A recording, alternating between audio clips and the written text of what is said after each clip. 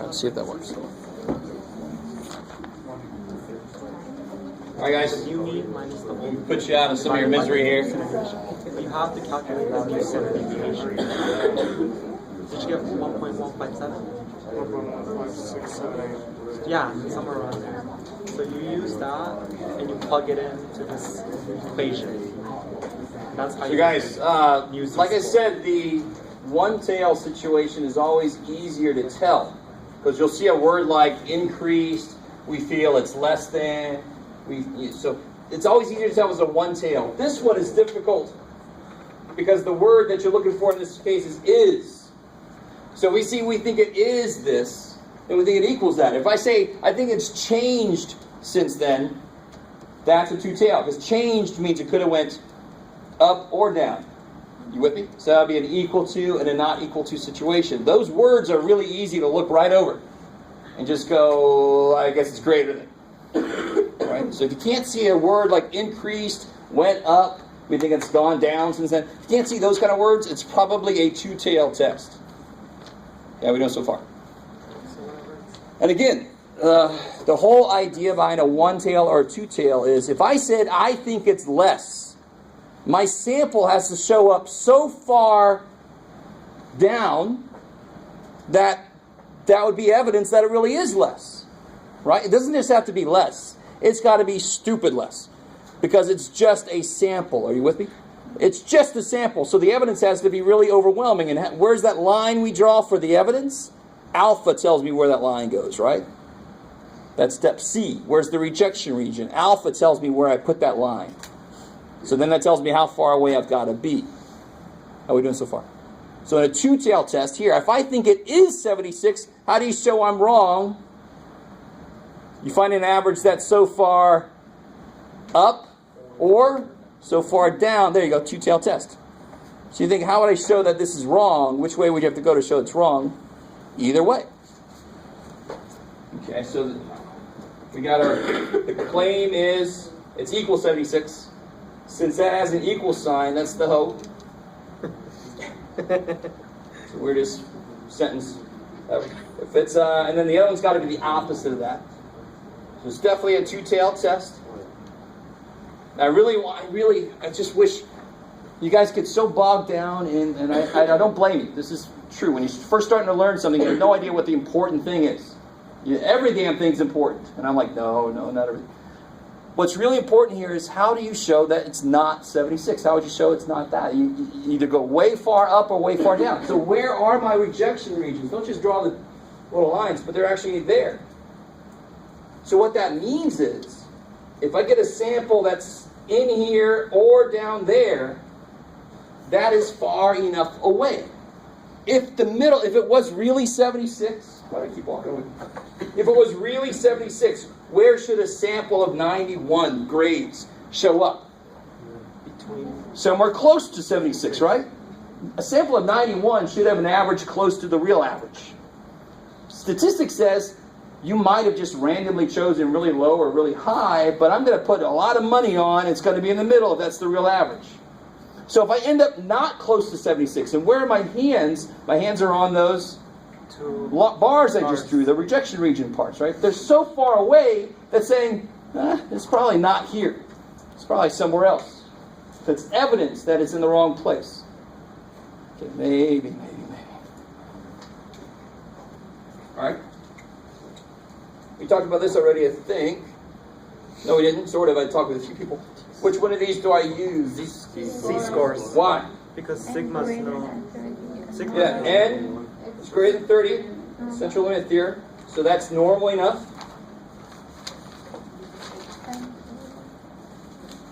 Cool. And? You get standard deviation. Be careful. And then standard deviation, sigma's known. Sigma's known. So don't just say we know the standard deviation, say we know the population standard deviation. Or to make it even quicker, sigma known. Done. Right? So that's why I can use z-scores. I don't need my ass covered by t-scores. I love the way people would do it. I don't have to cover my ass for not knowing something because I know it. I know sigma, so I can use z-scores. I don't need t-scores. All right, now part C. Now, parts C and D are the most important part of this. Part C says, how do I show you evidence?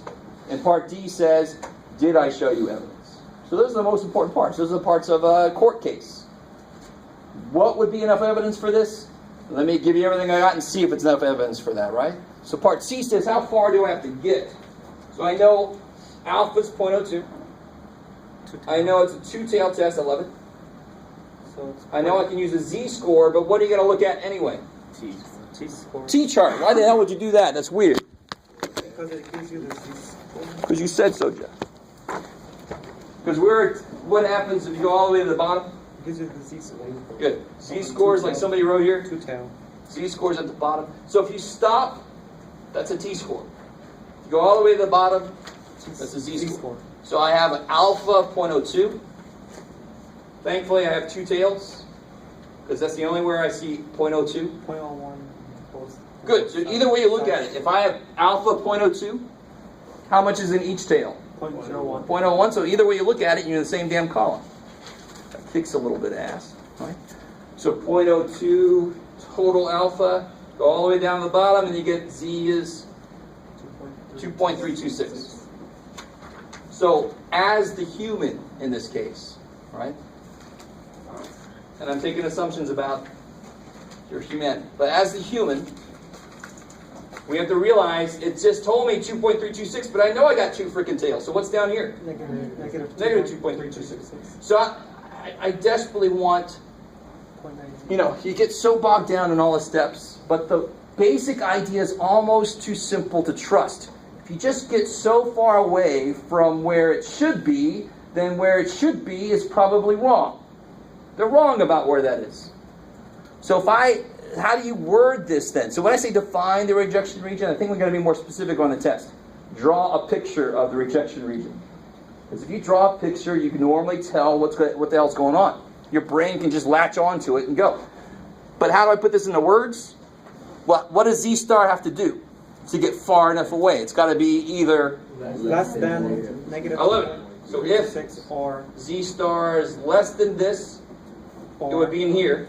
Or greater than 2.0. Or Z star greater than the positive one, it would be in here. Then we can do what?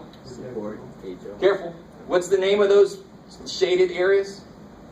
Rejection region. So if I make it in there, I'm going to reject though, right? Reject.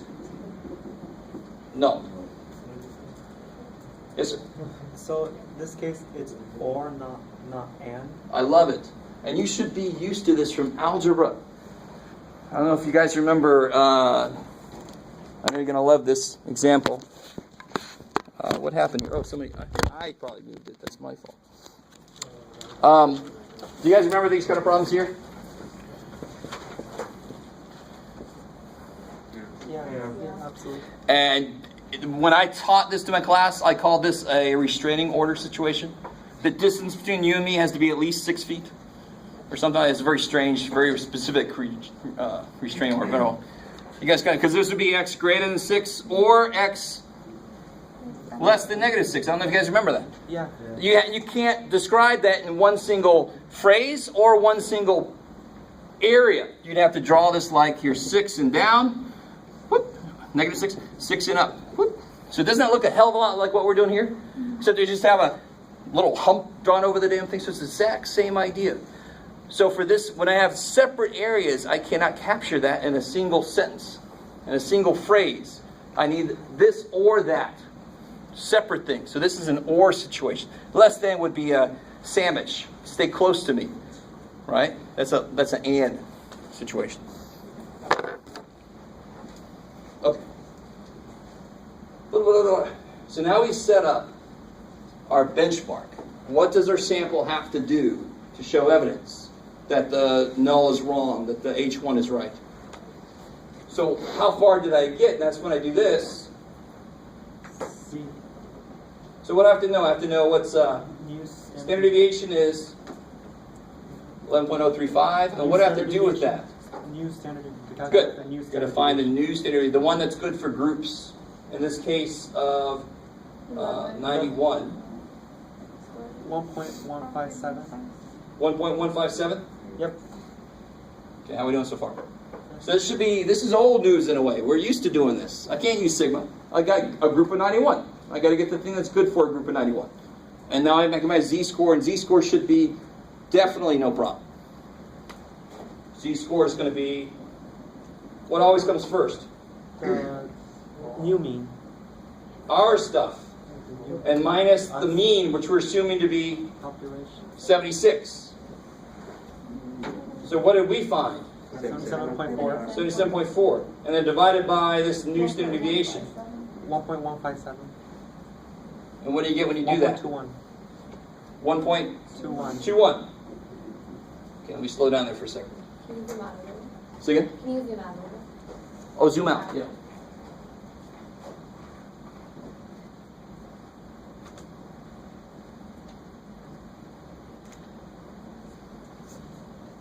I've done so far. So this is a beautiful example of what I always tell, no matter what level of math I teach.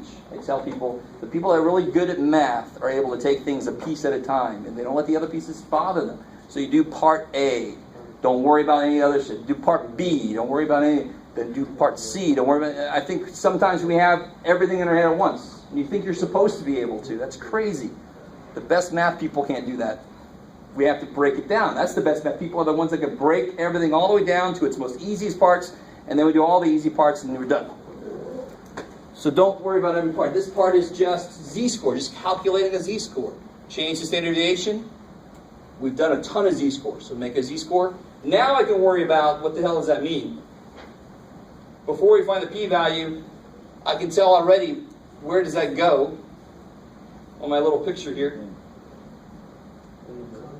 Yeah, so here's my 0 mark for my mean, right? The mean is always going to be 0 for z-scores. So 1.21, Around, somewhere around there. between 0. Is that far enough away? No. Did it get in here? No. Hell no. No. So it's in the middle area. It's exactly where it should be if the mean is right. Now that doesn't mean I proved that the mean is 76. It actually means that I did not prove that it's not 76. Please don't get lost in semantics. You can never prove something equals something with a sample. Let me just say that, right? The sample, and then you take a sample, what are you going to put money on that the mean is wrong? I would put decent amounts of money that it's not the same mean as everybody. The sample is almost definitely going to be something different. So you can never prove that something equals something, but you can always show evidence that it's not equal to, that it looks like it's greater, that it looks like it's less than. So this shows evidence that I can't say that, I can't, in fact, did this show evidence? I got to be careful with how I said it. Did I find enough evidence? No, I failed. I didn't get in there.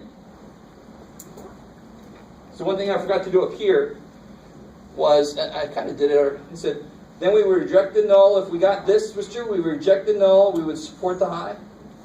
So did we get in there? No. So then we failed to reject the null. Failed to support. We support the high. If we can't say the first dude is wrong, then we can't say the second dude's right. So if we fail to reject the null, I fail to support the H1. Does that kind of make sense? They're opposite statements. So if I can say the first dude's wrong, that means I can say the second dude looks like he's right. But if I can't say the first dude's wrong, I can't say the second dude's right. That's really all that's saying. I'm saying two different things, but they're the same thing, really. Yes? On the test, do we have to say those two statements, or can we just do the statements that we found before? Yeah, you can do. This is my little quick answer to what the hell did you just do. It's not good enough for the next step, right? But the reason I try to get you guys used to writing this is real quick, and you do it based on the last step. Did you do what the last step said? To reject a null? No. So I failed to reject the null. That's nice. That's easy, right? That's a real easy thing you can write before you worry about all the weird-ass stuff I make you write down here. How are we doing so far? So again, it's almost too simple. If I am far enough away from this, this is probably in the wrong place. It's probably like over there or something. That would make this make more sense. You got it with me? So if somebody says the mean is here, but I get a sample here, shit, that's in the wrong place more than likely. It's probably somewhere over here. That would make this make more sense. If the mean is here, I just did something that's so unlikely. What's more likely is the mean ain't there. It's somewhere else. That this would be wrong. But did we get so far away? No. So can I say this dude's wrong? That's what this is. I failed to reject him. I can't say he's wrong. I did not get far enough away to say he's wrong. So I did not get far enough away to say that the other dude's right. They're symmetric, yeah. So we supported the null hypothesis? So be careful. This is a little semantics.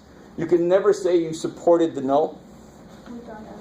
In fact, we didn't find evidence, did we? So the main thing about this, we did not make it far enough away. We failed to find evidence. So did we find evidence to reject the null? No. We failed to reject the null. Okay. I love it. You guys look like, yes, more of this, please. All day, every day. So basically we have no evidence to disprove that the mean is 76. Exactly. So how do I word this? This is why I love this. This is relatively easy to write. It's did you make it in? If you did, you did it. But if you did not, you failed to do it. So those are relatively easy to write. Then you just go back. What was your claim? Would you claim HO or would you claim H1? HO. So then what wording will you use? We found sufficient. Did we find? No, we have not found sufficient evidence to reject the claim that the mean is... Uh-oh. So we're here. The claim is HO. So this little tiny statement helps me figure out how to write the longer statement. Fail. So that becomes, we have not found sufficient evidence. So that word fail gets stretched out to this phrase. We have not found sufficient evidence. To fail? No. To reject the claim. Please don't make the simple mistake of just saying to reject the HO. Actually put the language back in. So just go back up here and say the claim was, I think it's 76. So we have not, to reject the claim that the mean is equal to 76. Grade is 76. Equal to 76. But is good enough. That's the English equivalent of equals. All right, because we all know math is a foreign language. So again, if you picked up a little bit of something through this, that's what we want. We want tiny forward steps every time we do an example. Right? I'm going to keep on hammering what's important, what isn't important. Okay. The beautiful thing, I really don't know if you guys understand this, all of chapter 8, even the part we're not going to do yet till the end, is basically the same format. It's just that 8.2, see if I remember, 8.3 was for means. What was the percentages? I forgot. One of them was for percentages.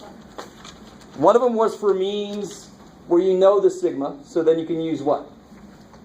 Z-scores. If I know sigma, I can use. And the next section is, I can't use Z-scores. I only know S. I can use T-scores. So they're all like the same damn thing. The only one we still have to do an example of, we're going to do it together, is what to do when I have a test about a percentage. If I think the percentage of people who smoke now is less than whatever or something. Right? What we've done so far is about means. Now we got to do something about percentages. So we're going to do that, and then we'll call it a day. Some of you guys have already called it a day, but you're still here, so that's good. It's really good.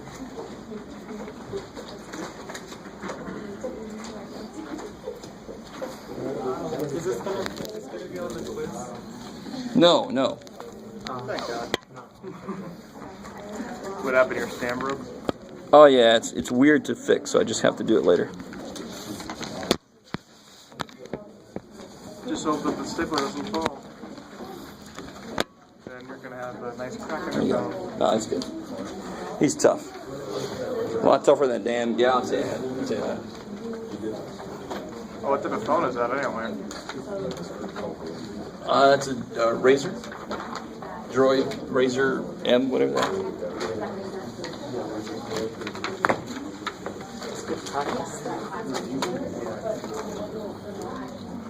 All right. Oh no, so I've already physically lost somebody.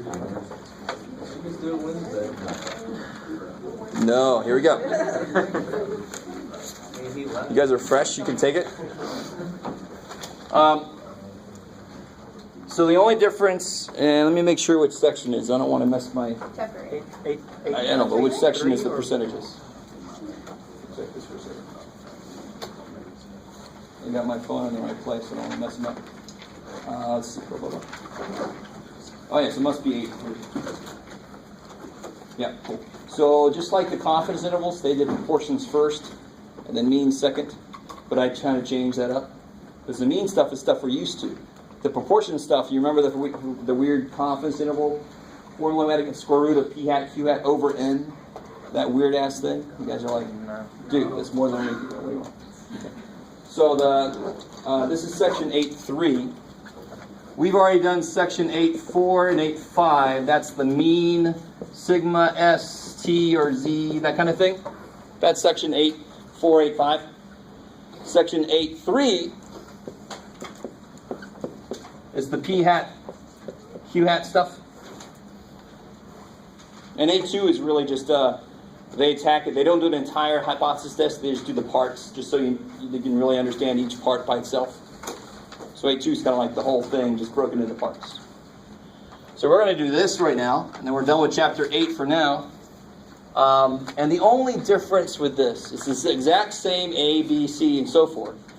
The only difference is the formula you use for Z star. And the really cool thing about section 8.3, what would you never use in section 8.3? T-scores, I love it. Somebody remember. NPQ problems are always either normal, Z, or not normal, nothing. There's no T option.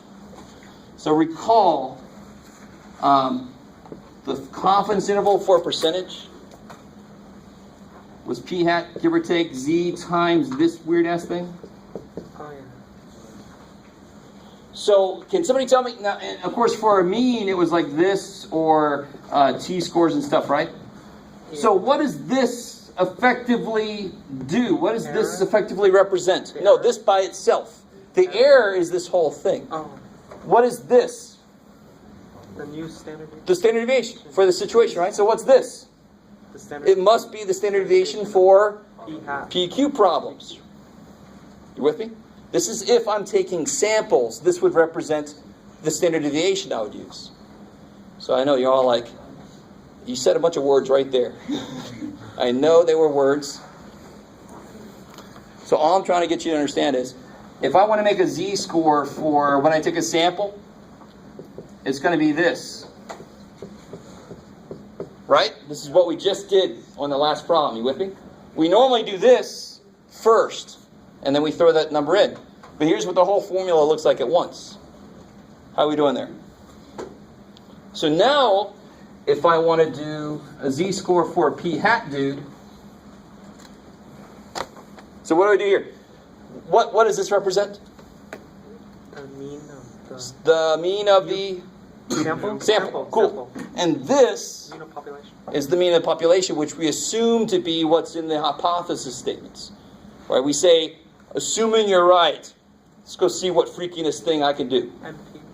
So this always comes from the hypothesis statements, divided by the standard deviation, of course. So the z-score formula never really changes. It's always my stuff minus the middle, divided by the standard deviation.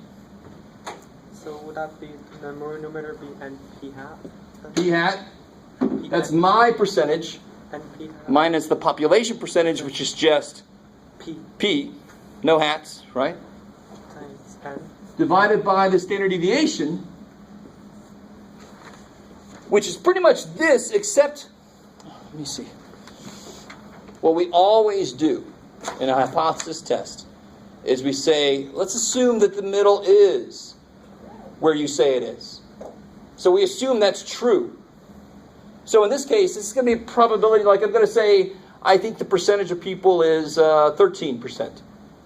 So P would be 13%. We're going to say, assuming you're right, let me go see what I see and see how far apart they are. You guys kind of with me?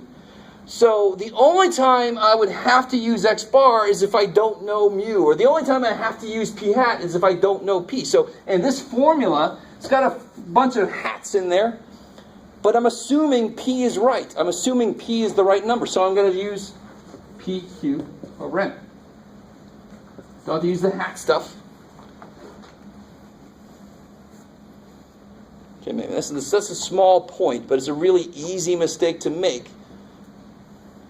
And you're not going to see how it really boils out until we do an example. So we're going to do an example, and then we're going to call it a day. I think by that point, everybody's brain will be fried.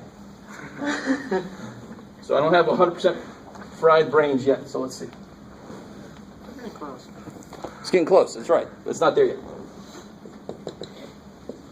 So this is an example from 8.3.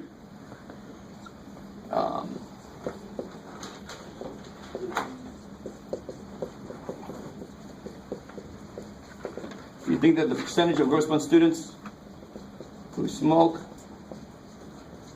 is less than 68%? Hopefully it is. What it really is, to be honest.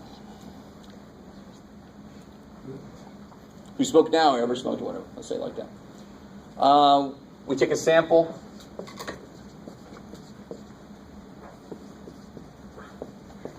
Of 708 gross month students. And find, what you got, Jeff? 402 smoke.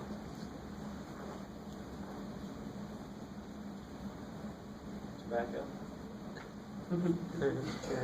Yeah, I'll leave that. That's why it's higher. Smoke, smokable things. 420 divided by 7. Okay. So that's really all I have to tell you. The only thing I haven't told you yet that you need is the alpha, right? That's the only thing I haven't told you yet. You actually got everything you need to get started. So test the claim using alpha equal to 0.05. Let's say. Okay, so here we go. On a quiz or a test, I would always give you the steps, right? A, B, C, D, so forth.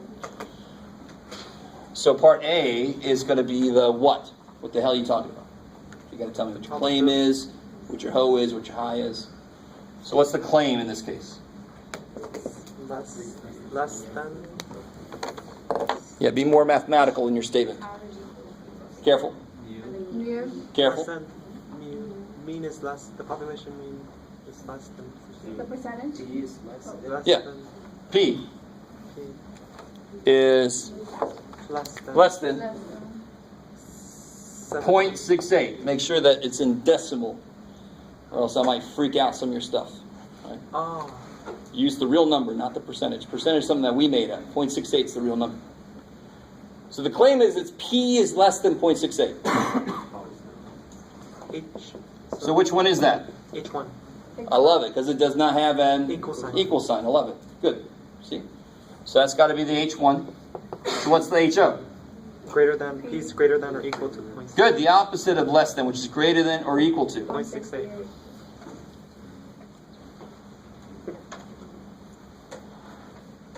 So we're doing a claim about a percentage, but the steps and almost all the language and everything's the same. The only thing that's truly different is that formula over there.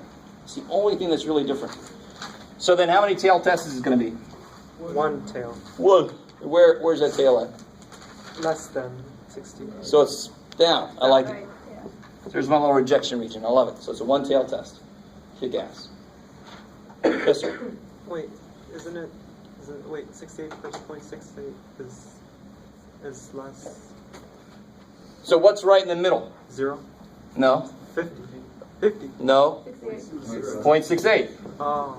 So this is where it gets a little weird, I agree with you. But my picture now deals with percentages. And remember, I don't know if you guys remember this, but remember when we started with this here? And then I said, okay, remember that's NP hat? And then we divided the N out. So this is 68% of whatever. That average would be right in the middle, but we divided by N. So what stays in the middle now? The percentage, the P, the 0.68. So I think 0.68 should be right in the middle. And it's going to be normal. And we'll see in a minute why it's normal. What do I have to do to check to make sure it's normal? That's step 2. Greater than 30. Yeah. Careful, no. Greater than or equal to 5. Good. Z or T or nothing. So in this case, it's an NPQ problem. So I can't just say n's bigger than 30. I know n's bigger than 30. I don't care. What do you have to have happen? NP Is greater and than 5 or equal to NQ. What's NP? N is 708. 708. And what's P? 0.68. Yes, 0.68. And what's NQ? 708 times 0.32. 0.32. I love it. Right? P is 0.68. Q must be 0.32. How are we doing? Again, this is nothing new. How do you always check if an NPQ problem is normal? NP, NQ bigger than 5. And that's just so that you can pull it far enough out that you go up and come down.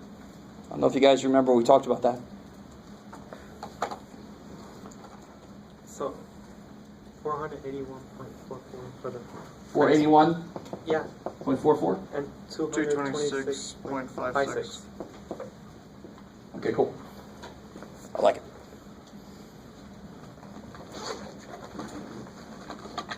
So that means what? It's normal. It's normal. Grade 5, normal. No. Enough. So then we can use Z. Score. When would you circle the T-score for this problem? Never. Never. Sweet. Never, ever. Never. We'll see if I'm happy. If I'm feel like leaving that option out. I probably won't. I'll leave it in there. So just be careful. NPQ problem, you never use T ever. If NP or NQ is less than 5, you don't do shit. Oh. Like, what's the third step now? Third and fourth step are the keys. The third step is where you set up how far away you got to get. I love it. So I know it's a one-tail test. I now give you Z-scores. I know alpha is 0.05. So how do you find that? What the book calls a critical score, right? If you're reading the book or looking at the book at all, they call it a critical score. I don't care. I just call it the Z-score. That defines my rejection region. 1.645. So my tail is there. So if you look up 0.05 for a one-tail test, 1.645. and of course we know, Negative I like it. There's no negatives on that chart, so we got to put them in the right place. That always freaks people out when they put this down there, and you get numbers and it's freaking out. It's down there. It should be negative. The zero's right in the middle. So how do you say this in words? If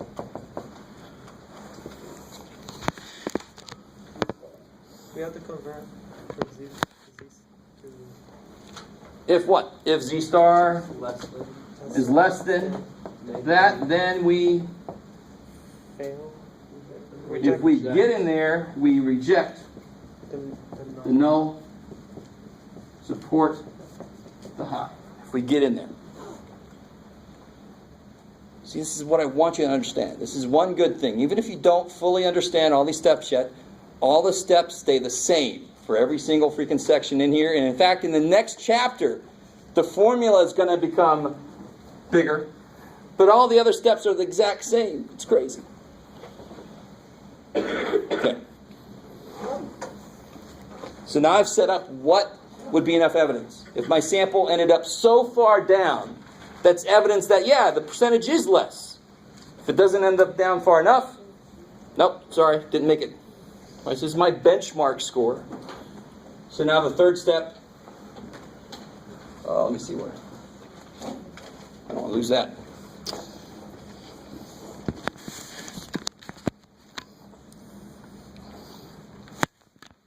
Sorry, fourth step.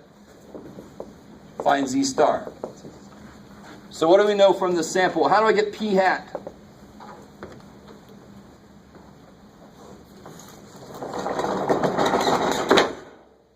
Wow. That was satisfying somehow. How do I get P hat? Yes, exactly. The percentage from my sample, and how do you get a percentage from your sample? The amount you saw divided by the total, right? That's a percentage. The part divided by the whole. I love it when somebody turns this around and then they keep going. If you get a number bigger than 1, that's bad, right? So don't keep going if you get that. It's telling you you put the thing in the wrong place. So what is 402 divided by 708? 0.568. Do it one more time. 0.568. 0.568. 0.56. Holy crap. 0.568. 0.5678. Neat. 8. So 568. So always take this out at least 3 places. It said the same thing with the confidence intervals, right?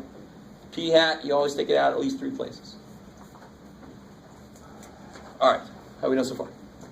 And that is frequently enough. That's all you really need. We already know that P is 0.68. We know that Q is the rest. 0.3. We know that N is 708. Be real careful. It's not 402. Right? So my Z-score is going to be that one. P hat minus P over this thing that we borrowed from the confidence intervals. So it's going to be P hat, which is 0.568 minus 0.68 0.68 times over the square root of, yeah, good, 0.68 times 0.32. divided by 708. Good Lord. All right. Now be real careful about this weirdness. So you got to have parentheses are on the top. And then you want this parenthesis not to be closed until you're at the end. Or do the separate parts together and then combine. Or, yeah, be careful if you do them separately. You don't round too much. 8, 9. Let's try it out. See what we get.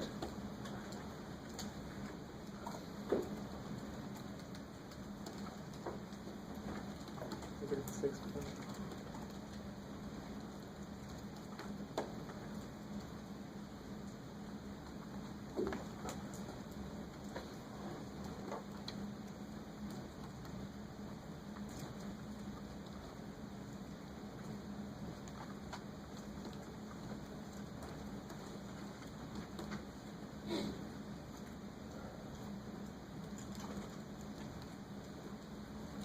So what are you guys getting for Z stars? Anybody got that yet? Negative 6 point. Negative 6 point 389. 39. 39? We. All right. So if you're still typing away, you got a goal now, it sounds like. Sounds about right. It's less than negative 12 points. Yeah, it's definitely a little bit less than negative 1645. So we actually made it more like here. Let me just put it there, just be on there. We definitely made it Less than. into the rejection region or far enough away. I'd take either one, right? We definitely made it far enough We away. overshot it, basically. Yeah, it's fine. This is damn good evidence. This is like a p-value. What percentage would be in that tail? What percentage would be in the tail of negative 6.39? What percentage is down here? 1/1000. Basically, 0. 0 plus. Yeah. Or about 0%. We know it's not exactly 0, but it's damn small. So that's what you call stupid amounts of evidence.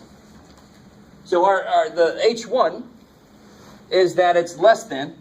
Well, we overshowed the damn thing. It definitely looks like it's less than.